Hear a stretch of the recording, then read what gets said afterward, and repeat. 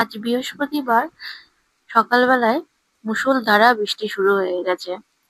আর এদিকে আমি স্নানটাও করে নেবো। প্রথমে একটু বাইরে যাব, গিয়ে একটু দূর্বা ঘাস তুলে নেবো।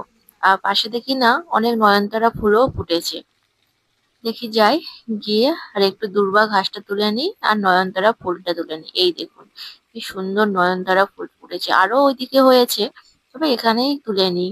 প্রচুর বৃষ্টি পড়ছে, নাহলে ভিজে যাব।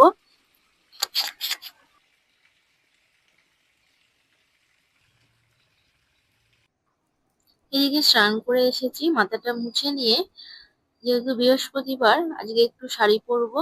এদিকে সিঁদুর পরে নিচ্ছি।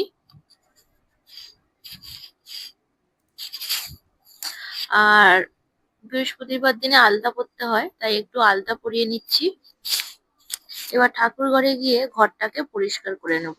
ঘরটাকে ভালো করে মেজে নেব, যেহেতু বৃহস্পতিবার সেই জন্য ব্রাহ্মণ ঠাকুর বলে গেছে বৃহস্পতিবার দিন তুমি ঘর তুলতে পারো, ঘর মুছতেও পারো বা মাজতেও পারো, পরিষ্কার করে নিতে পারো। আমি ঘর পরিষ্কার করে নিলাম, আর এই যে লিকুইডটা দিয়ে মুছি না, খুব সুন্দর পরিষ্কার হয়। এবার ঠাকুরকে ফুল দিয়ে আমি পুজো করে নিচ্ছি। আর এই ফুলগুলো কিন্তু মাসি নিয়ে আসে প্রত্যেকদিন সকালবেলায়।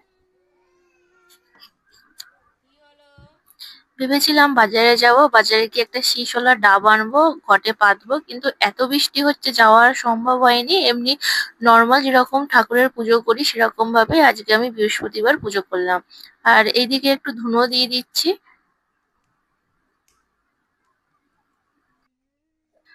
আর এইদিকে দুষ্টুটা ঘুমাচ্ছিল, দেখি না জেগে গেছে আর কাঁদছে, আবার ওকে নিয়ে চলে এলাম ঠাকুর ঘরে, ওকে নিয়েই পুজো করতে হচ্ছে এবার।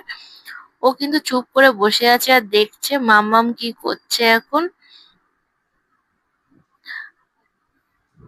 অন্যান্য বাচ্চারা শাঁখ বাজালে হচ্ছে কি ভয় পায়, কিন্তু আমার বাচ্চা কিন্তু ভয় পায় না। ও উপরন্তু আমার দেখছে আমি কি করে বাজাচ্ছি।